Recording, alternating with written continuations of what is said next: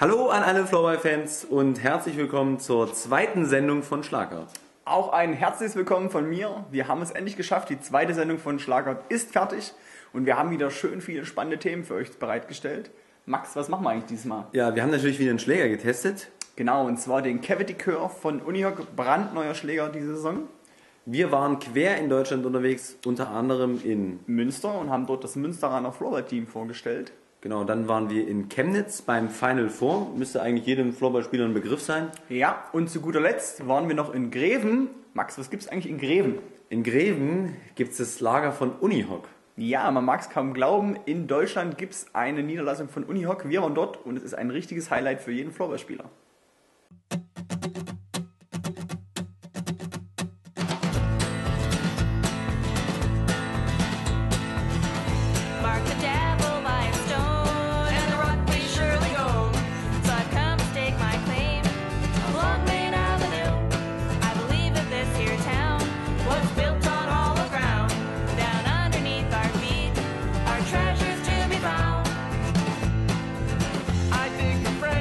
Sie haben Ihr Ziel erreicht.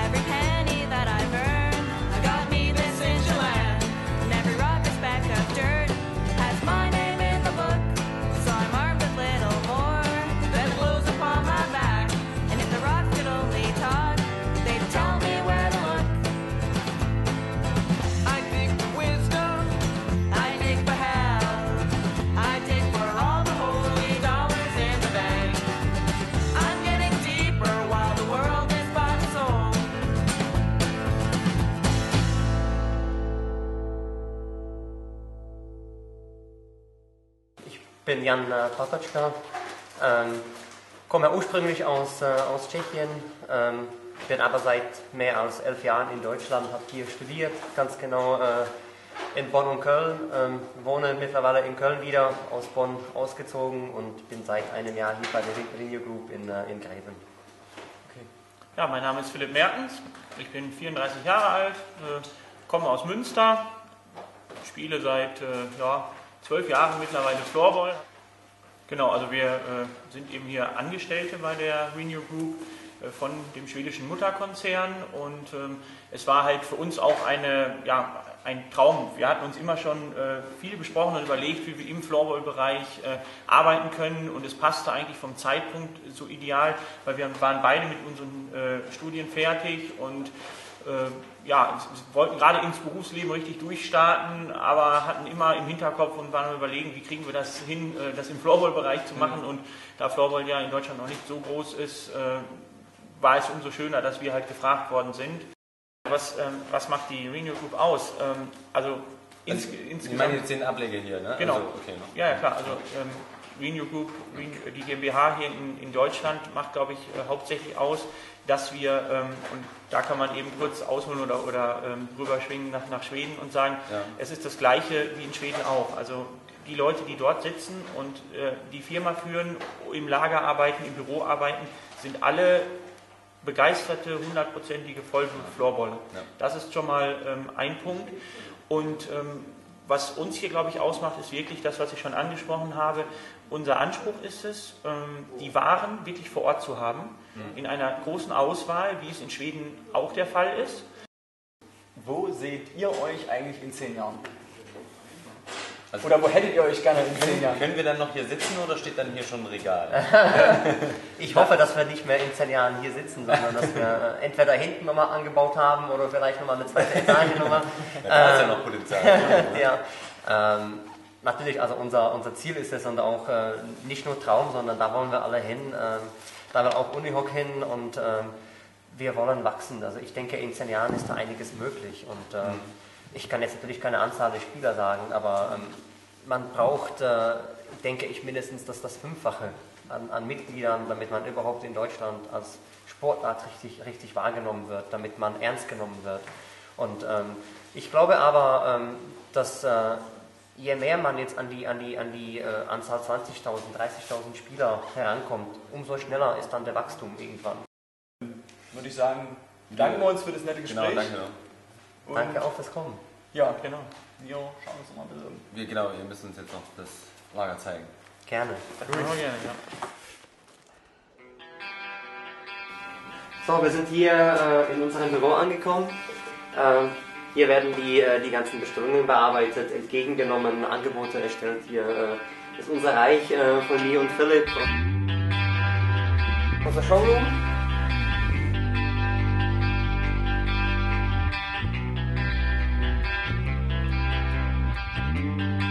So, jetzt kommen wir zu dem spannenden Teil. Hier direkt hinter unserem Büro versteckt sich unser Lager. Ich kann leider noch nicht zeigen, das sind jetzt heute Morgen eingetroffen, das sind die Produkte der nächsten Saison. 2013-14 Probeexemplare. Hier in der ersten Reihe Unihockschläger, in der zweiten Reihe dann die Zonenschläger.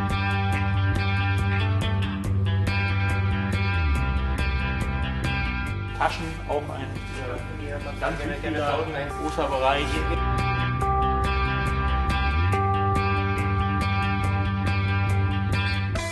Im nächsten Gang dann die Torhüter-Ausrüstung.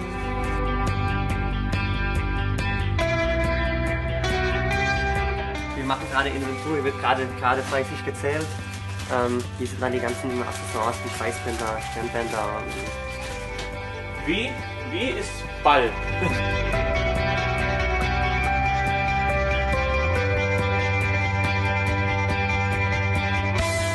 Ehemalige Küche, wir haben natürlich jetzt jeden Raum genutzt.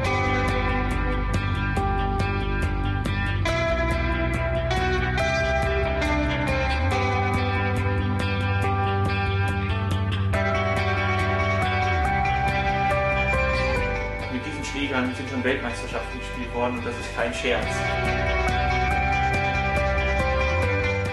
Dann haben wir hier einen weiteren Raum. Trikots, T-Shirts, Pullover, Trainingsanzüge.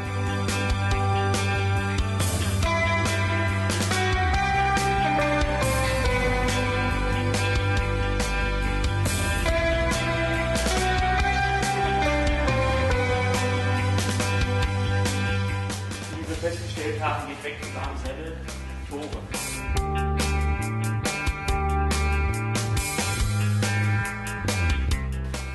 War alles noch.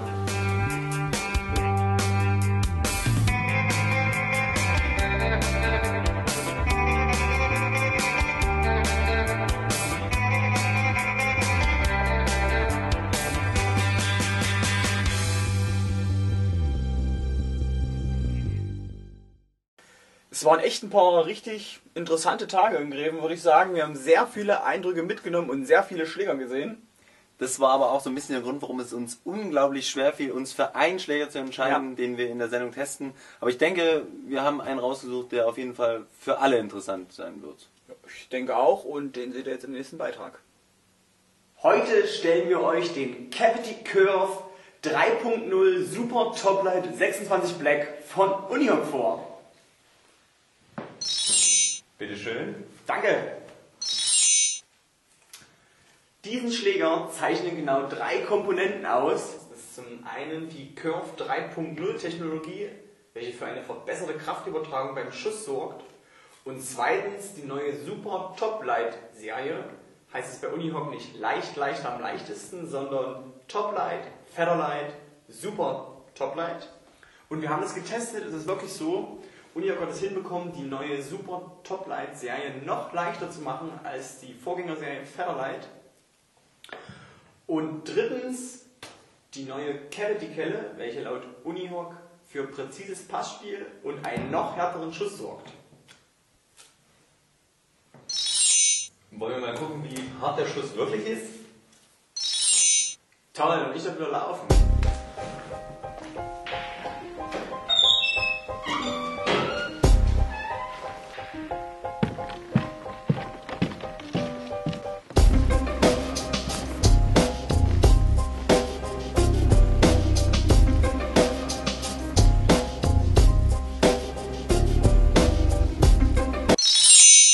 Daniel! Hallo. Schön, dass du auch schon da bist. Du bist ja endlich.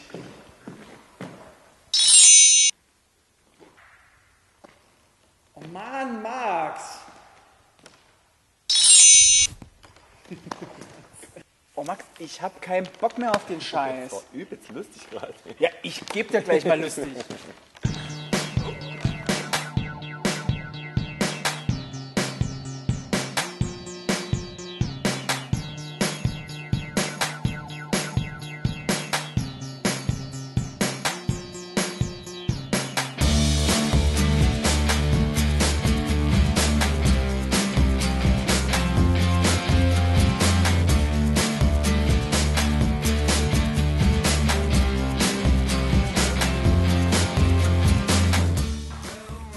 Habe ich mich echt richtig gefreut, den Schläger zu testen. War echt gespannt, was die neue Cavity-Kelle verspricht und wurde dabei auch nicht enttäuscht. Also ich habe es selten, dass ich einen Schläger in der Hand nehme und dann einfach damit spiele, ohne mich damit irgendwie einspielen zu müssen. Und das war hier definitiv der Fall.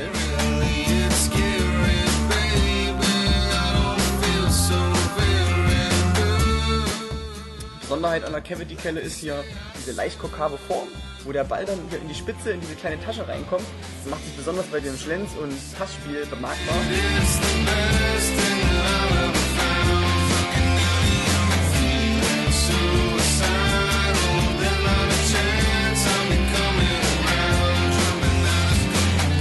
Nicht wirklich hat das Auswirkungen auf den Schlagschuss, der ist nicht ganz so hart und so genau, aber ich persönlich spiele gerne Schlenzschüsse und finde es echt ein Top-Schläger dafür und macht richtig Spaß damit zu spielen.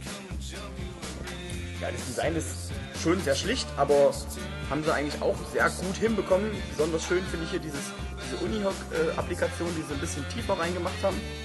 Das ist wirklich richtig schön, ist auch diesmal nicht so glänzend und nicht so grell, wie es sonst davor das Jahr immer war. Ein bisschen matt gehalten, finde ich eigentlich ganz gut.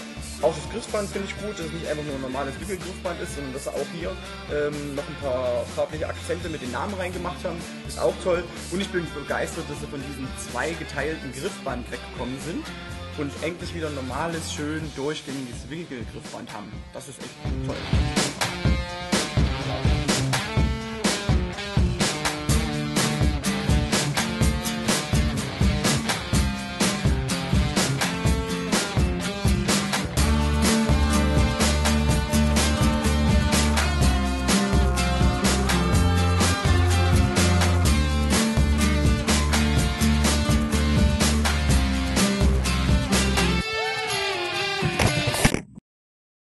Man braucht nicht mal 10 Minuten, dann ist man von Greven in Münster.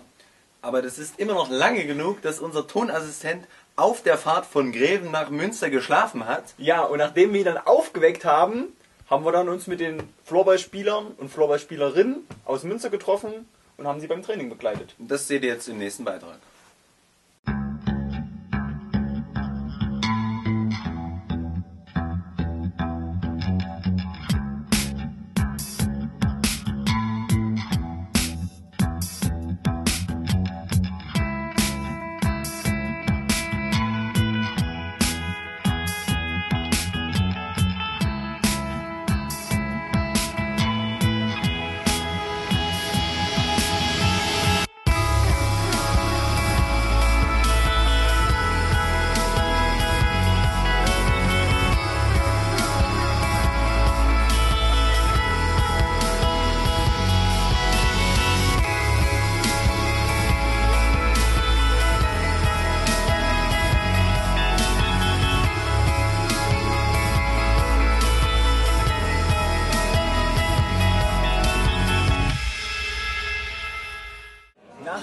Haben wir es jetzt nach Münster geschafft und sitzen hier mit der Berit, aber nicht Berit genannt werden will, sondern Beri. Beri, alles klar. Dann belassen wir es bei Beri. Ich würde sagen, du stellst dich einfach mal ganz kurz vor, damit überhaupt die Leute wissen, wer du bist und wo du herkommst. Ich komme aus Münster, spiele hier Floorball und bin 18 Jahre alt, mache jetzt mein Abi und Spaß. Und wie heißt dein Team und wo spielen die? Wir heißen mit Teamnamen Pink Ladies haben wir schon gehört. Schöner Frauenname.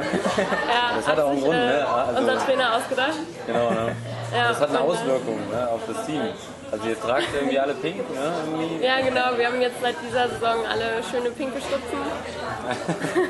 Und ihr färbt euch also ihr lackiert euch die Fingernägel auch Genau. alle pink. Vor jedem Spiel, Ritual, Fingernägel pink lackieren. Ja, krass. Damit das auch was wird. Und wie lange gibt es euer Team schon? Und vor allen Dingen, was interessant ist, wie lange spielt ihr jetzt schon in der Bundesliga? Ist eure erste Saison oder spielt ihr schon länger? Ja, also unser Team gibt es ungefähr seit 2008, also bevor ich auch erst hingezogen bin, hat sich das auch erst gegründet. Und wir haben dann ein Jahr später angefangen, Kleinfeld zu spielen. Und jetzt das erste Mal halt Großfeld, weil wir jetzt auch genug mal sind für Großfeld. Vorher sind wir nur für Kleinfeld gereicht. Ja.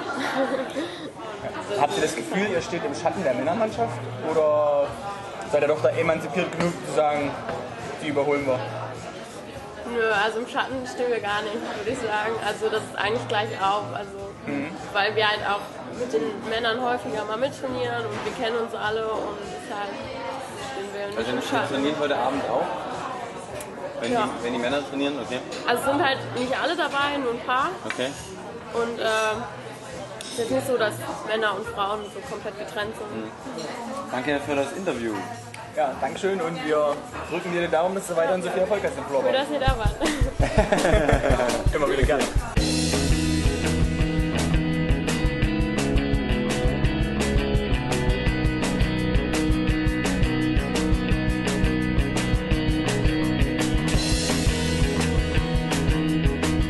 Ja, hallo erstmal. Wir spielen in der zweiten Bundesliga Nordwest als Westfälischer Follower Club. Ja. Damals haben wir eine Spielgemeinschaft mit Kamen, jetzt spielen wir als Münster alleine. Was fehlt dir eigentlich so als Floorballspieler? Wo möchtest du den Sportort gerne sehen? Was fehlt dir noch so? Was für eine Entwicklung noch kommen sollte, müsste? Ja, also ich komme ja vom Fußball, in untere Ligen, ich brauche einfach Geld, ich spiele ja nur für Geld. Deswegen nein, also das, bei uns wäre es schön, wenn wir ein paar mehr Fans hätten und einfach die Warnung in der Öffentlichkeit, also dass man die Zeitung darüber berichtet, dass man nicht jetzt nur im Internet stattfindet. Wie viele Zuschauer habt ihr schon? Ja, wir waren schon mal zu zweit, aber es kommen jetzt schon so 30.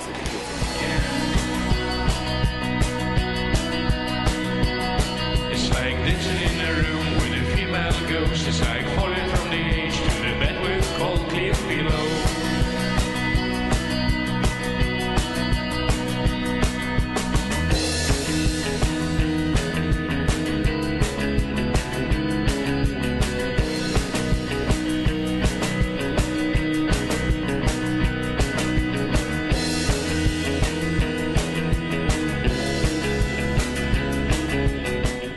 Wir haben jetzt hier den Kallis. Kallis ist der Trainer vom UHC Münster, aber du bist nicht nur Trainer vom UHC Münster, sondern du bist auch der Physiotherapeut von der deutschen Nationalmannschaft. Ist das richtig? Ja, das ist richtig. Ich habe in der Schweiz gewesen mit von der deutschen Nationalmannschaft. Wo kommst du eigentlich her? Dann war natürlich das Viertelfinale für dich eine ganz besondere Erfahrung, oder? Ja, das war ein sehr interessantes Gefühl. But in this moment we are close to each other again. It's like a million different colors in a silver mountain lake.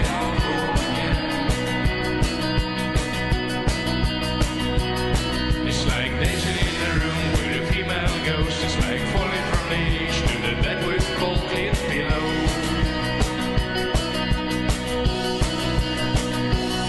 But in this moment we are close to each other again. It's like a million different colors in a silver mountain lake.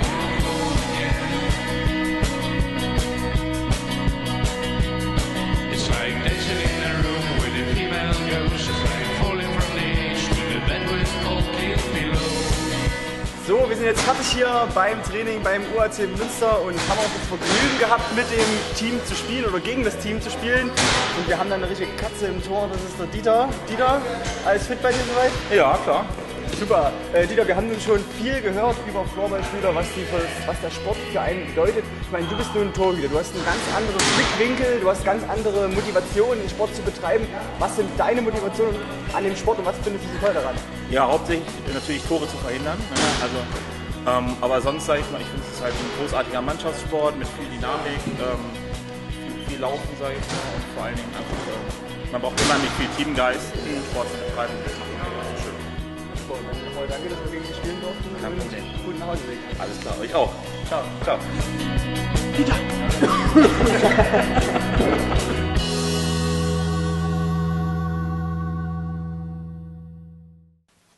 Wie versprochen sind wir für diese Sendung durch halb Deutschland gereist. Wir waren bis jetzt in Greven, wir waren in Münster und zum Schluss waren wir noch in Chemnitz. Ja, und waren dort beim Final Four und haben uns dort die Finalspiele angeschaut. Aber nicht nur die Spiele. Wir haben Interviews mit Spielern gemacht, wir haben Interviews mit Veranstaltern gemacht, wir haben Interviews bei Workshops gemacht. Ja, und haben ein bisschen hinter die Kulissen geschaut. Und das seht ihr jetzt im nächsten Beitrag.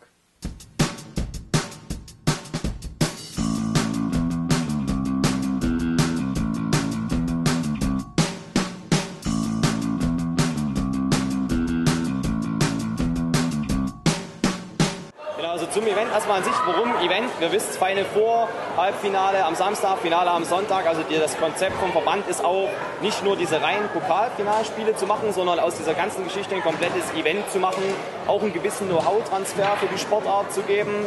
Das eben, du hast angesprochen, das Event finden Workshops statt für Trainer, für Lehrer, für Schiedsrichter. Einfach, dass wir auch unsere Sportart weiter noch ein bisschen in die Mitte der Gesellschaft rücken, da mehr noch Know-how-Transfer, gerade Lehrer, die als Multiplikatoren dienen für unseren Sport, dass wir da einen Transfer haben. Das ist so ein Highlight, trifft es nicht ganz genau, es ist kein Highlight, aber es ist einfach so ein Zusatzangebot, was diese Spiele an sich abrundet und dass wir die Zeit, die Möglichkeiten, die wir haben, effektiv nutzen.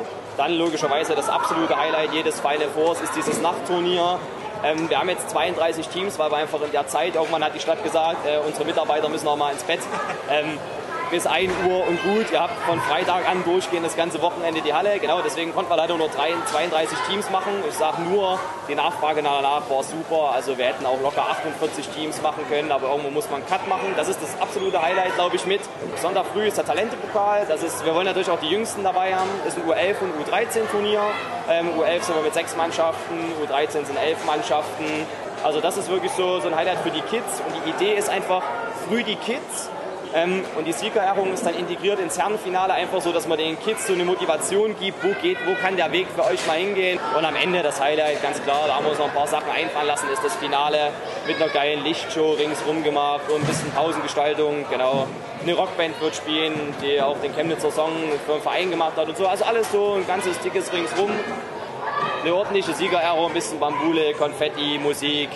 Also ich glaube, der Sieger weiß am Ende, dass er gewonnen hat und wird entsprechend gewürdigt. Es ist ja recht populär, diese Buddha-Statue ist eine Art Wanderpokal.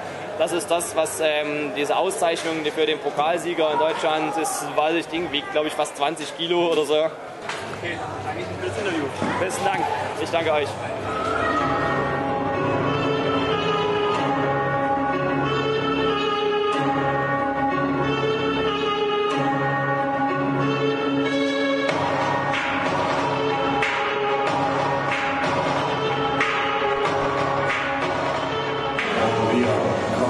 Zum Finale. Rauf aufs Feld. ETV Hamburg und Red Devils Wernigerode.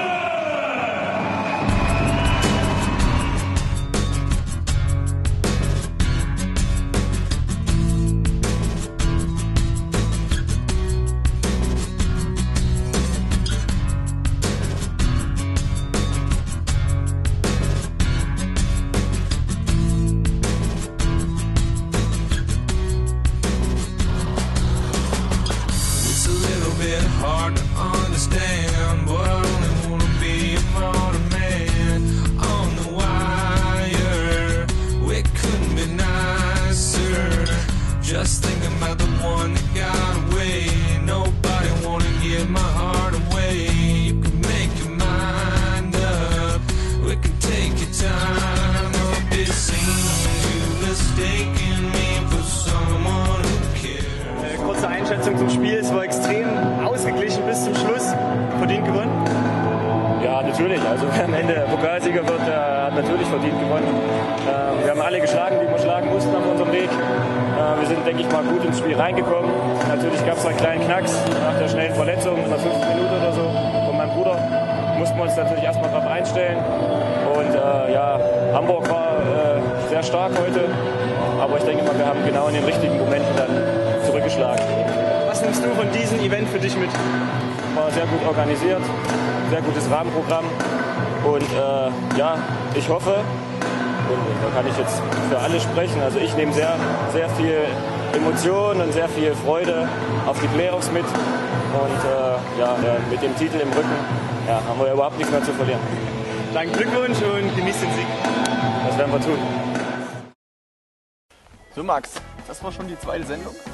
Es war eine unglaublich schöne Sendung. Wir hatten viel Spaß beim Dreh. Wir haben viele neue Leute kennengelernt. Ja, wir waren quer durch Deutschland unterwegs. Hat mir echt richtig Spaß gemacht.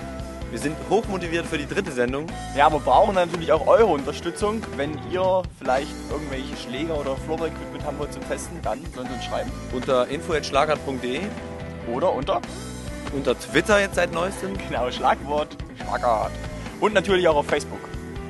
Genau, und wir sehen uns dann zur dritten Sendung. Genau, würde ich auch sagen. Macht's gut.